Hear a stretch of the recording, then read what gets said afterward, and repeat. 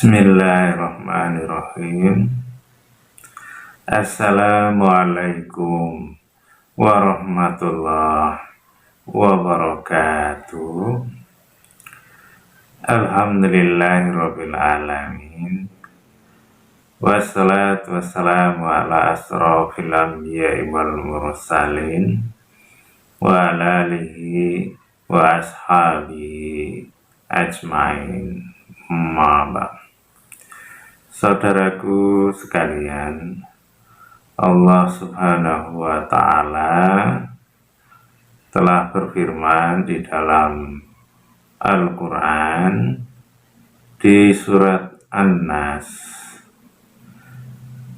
yang bunyinya Qul a'udzu birabbin nas, yang artinya katakanlah atau berdoalah. Yang bunyi doanya, aku berlindung kepada Tuhan manusia. Kemudian yang selanjutnya Malikin Nas, yang artinya rajanya manusia. Selanjutnya Ilahin Nas, yang artinya Tuhannya manusia. Kemudian selanjutnya lagi min syarril waswasil khannas, dari kejahatan bisikan yang tersembunyi. Kemudian selanjutnya alladzi yuwaswisu fi sudurin nas, yaitu yang membisikkan di dada manusia. Kemudian minal jinnati wan nas, yang artinya dari bangsa jin dan manusia. Jadi dari surat An-Nas yang barusan kita baca tadi dan kita terjemahkan, di dalamnya isinya adalah Allah memerintahkan kepada kita sebagai manusia untuk berdoa kepada Allah, dan doanya itu ya kita disuruh mohon perlindungan kepada Allah, Tuhannya manusia, rajanya manusia. Dari apa? Dari kejahatan bisikan yang tersembunyi, yaitu yang membisikkan di dada manusia. Dan yang membisikkan itu bangsa jin dan manusia. Jadi kita disuruh oleh Allah untuk mohon perlindungan atau berdoa agar kita dilindungi oleh Allah, Tuhannya manusia. Pelajarannya dari ayat itu bahwa sebenarnya kita itu punya musuh, yaitu bangsa jin dan manusia. Dan cara kerjanya bukan dia itu membawa pedang, membawa keris, tombak, atau senjata yang lainnya untuk menyerang kita, memusuhi kita, menyesatkan kita. Tidak seperti itu. Tapi cara bangsa jin dan manusia tadi yaitu dengan membisikkan sesuatu di dalam dada manusia. Itu yang harus kita pahami, harus kita ketahui. Karena kalau Allah sendiri yang telah mengatakannya, tentunya itu pasti benar adanya. Sehingga yang harus kita waspadai, harus hati-hati adalah bisikan-bisikan tersebut. Sehingga kalau kita itu sudah hati-hati dengan bisikan itu, ya insya Allah ketauhidan kita, ibadah kita bisa lurus, tidak dicampuri dengan bisikan-bisikan yang menyesatkan. Karena kalau kita melihat kenyataan yang ada, umpamanya agama di dunia ini saat ini bermacam-macam, baik yang itu agama resmi yang ada di negara-negara, ada yang hanya sekedar keyakinan, kepercayaan, semacam budaya saja, tapi mereka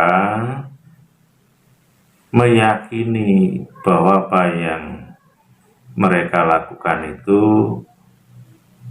benar, dan dengan dasar atau alasan ya bermacam-macam.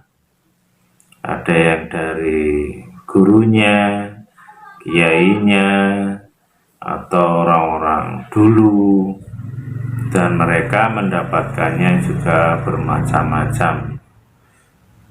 Ada yang dari bisikan, ada yang katanya wangsit, ada yang katanya lewat mimpi,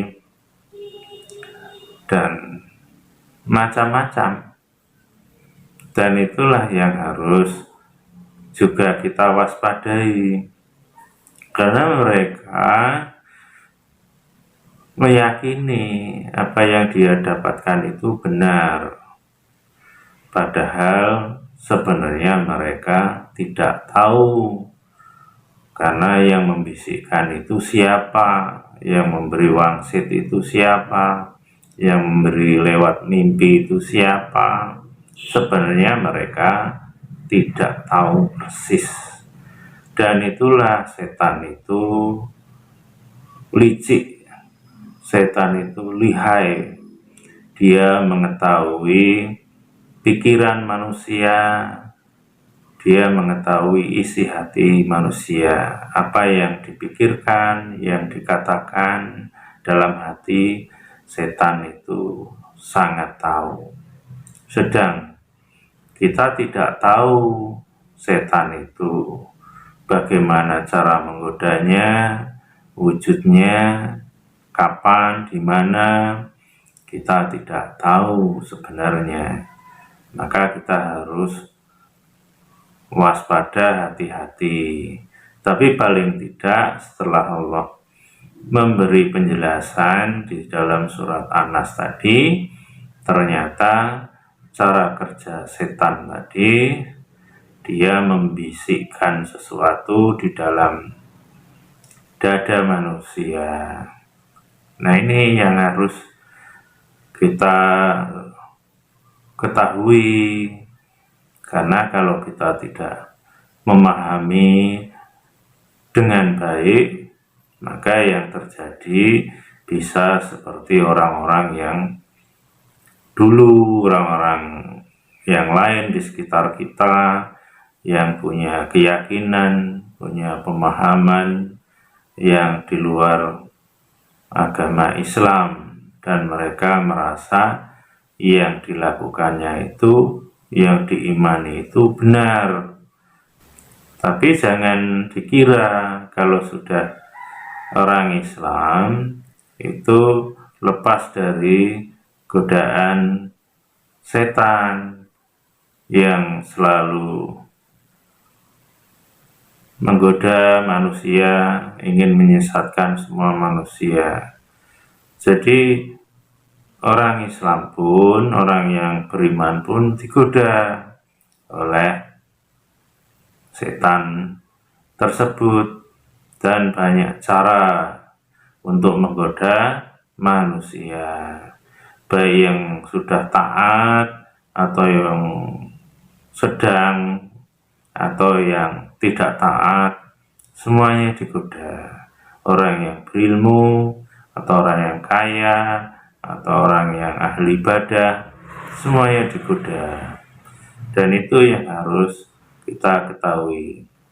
Umpamanya kalau orang yang banyak hartanya, dia digoda oleh setan lewat bisikan dalam hatinya. Umpamanya ada merasa hartanya itu ya harus disedekahkan atau diinfakkan, jadi orang yang dermawan, jadi orang yang baik.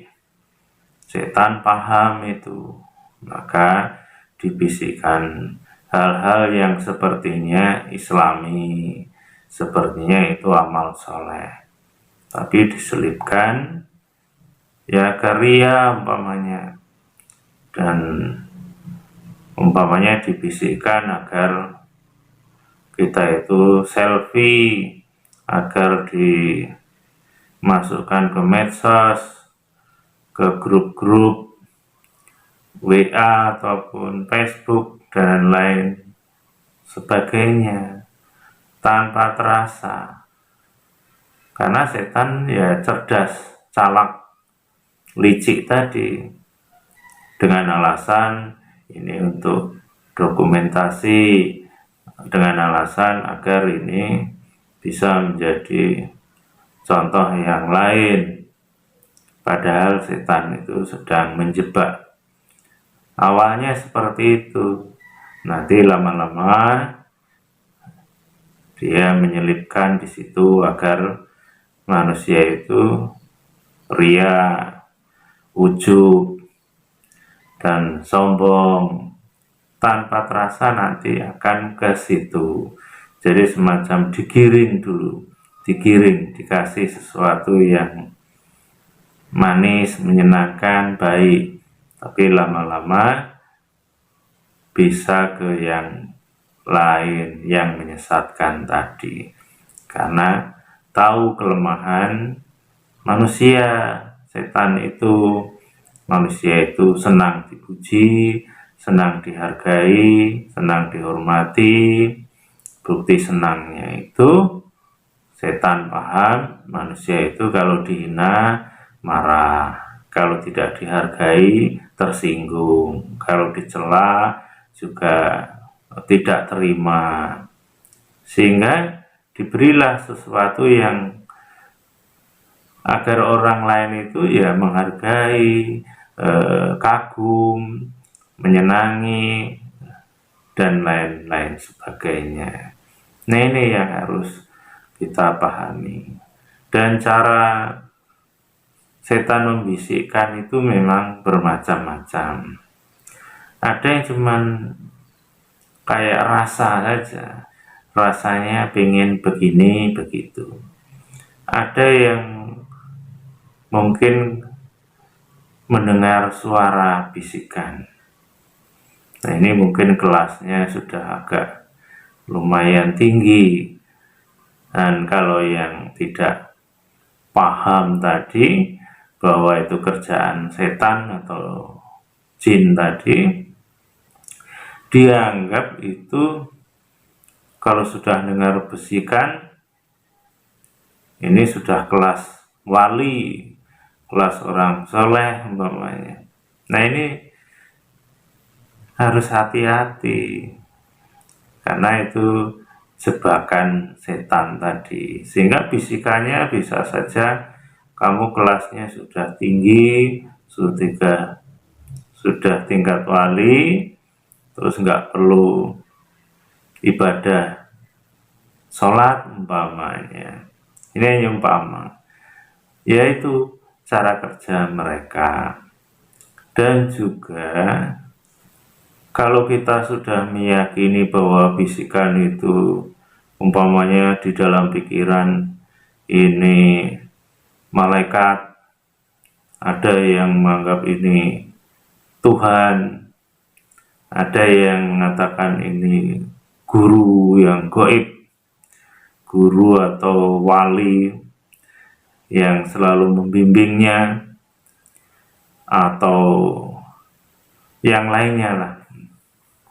Padahal itu ya makhluk seperti itu, dia mengajarkan sesuatu yang sepertinya baik, sepertinya, atau awalnya memang baik, awalnya saja. Nanti kalau sudah lama, pada saat yang tepat, baru setan itu mengeluarkan jurus jebakannya. Tadi hanya menggiring saja. Kalau sudah tergiring, ya sudah, tinggal terserah setan tadi. Ya umpamanya setan tadi dengan bisikannya menyuruh mengamalkan sesuatu. Amalkan bacaan ini, dibaca setiap habis sholat umpamanya, habis sholat ini atau itu, kemudian suruh baca sekian kali, entah 1000, entah 2000 umpama, dan ternyata hasilnya benar. Setelah membaca ini rezekinya lancar umpama, hanya contoh saja. Nanti setelah terbukti, akhirnya yakin ternyata benar bisikan itu, apalagi terus nekat bahwa yang bisikan itu yaitu tadi, mungkin mengaku nabi ataupun malaikat atau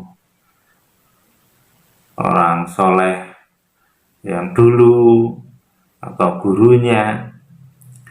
Nah, setelah benar terus membimbing hal-hal yang baik, mengerjakan perbuatan yang baik-baik, sehingga di dalam hati atau pikiran orang itu, wah ini pasti benar, karena ngajari yang benar-benar. Sehingga kalau sudah merasa bahwa itu benar, nah disitulah dia terus memberikan pelajaran-pelajaran, ajaran-ajaran yang sebenarnya tidak ada di dalam agama Islam. Tapi karena sudah terlanjur percaya, yakin tadi, dia tidak bisa lari dari ya bisikan itu, sehingga bisikan itu mengikuti terus.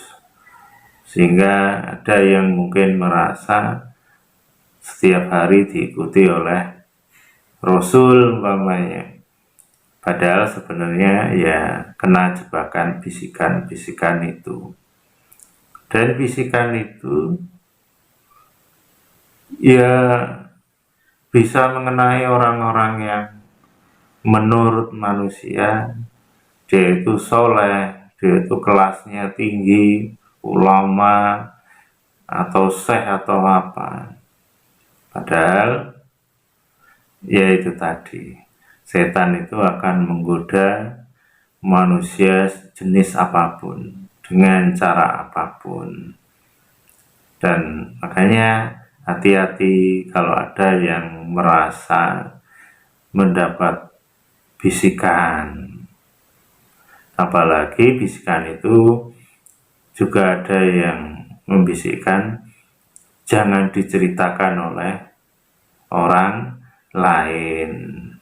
Nah, akhirnya ya kesesatan ini itu ya dia rasakan sendiri, padahal itu ya kerjaan setan tadi. Maka kalau kita paham, juga ingat firman Allah yang bunyinya wala taqfu ma laisa laka bihi ilmun, yang artinya Jangan kamu melakukan sesuatu tanpa ilmu pengetahuan. Sebenarnya ayat itu juga memperjelas bahwa kita ya tidak boleh melakukan atau memahami, membenarkan sesuatu yang sebenarnya kita tidak tahu, tidak punya ilmunya. Apalagi barang bisikan tadi, kita tidak tahu sebenarnya. Maka Allah memberitahu tadi bahwa yang membisiki itu bisa bangsa jin dan manusia. Kalau bangsa manusia tentunya kan kelihatan, dia membisikkan sesuatu, meyakinkan sesuatu kepada kita, sesuatu yang kadang kalau dia itu menurut nafsunya ya salah, maka jangan kita ikuti. Nah, yang bangsa jin ini yang kita tidak tahu, maka Allah memberitahunya agar kita hati-hati dengan bisikan, baik bisikan itu jelas, samar-samar, ataupun hanya perasaan. Karena hembusan bisikan itu ada yang halus sekali, sehingga bisa membenarkan sesuatu yang sebenarnya salah. Dan saya sampaikan seperti ini karena banyak sekali orang-orang di sekitar kita itu mengikuti sesuatu karena bisikan, dan mereka boleh jadi ya tidak mengerti bahwa bisikan itu ya bangsa jin tadi. Hanya ini saja yang bisa saya sampaikan, yang harapannya kita harus hati-hati dengan bisikan, karena itu banyak sekali orang-orang yang terkena bisikan, baik di dalam hati, di pikiran, atau lewat mimpi. Nah, itu saja yang bisa saya sampaikan, kurang lebihnya mohon maaf. Akhirul kalam. Assalamualaikum warahmatullahi wabarakatuh.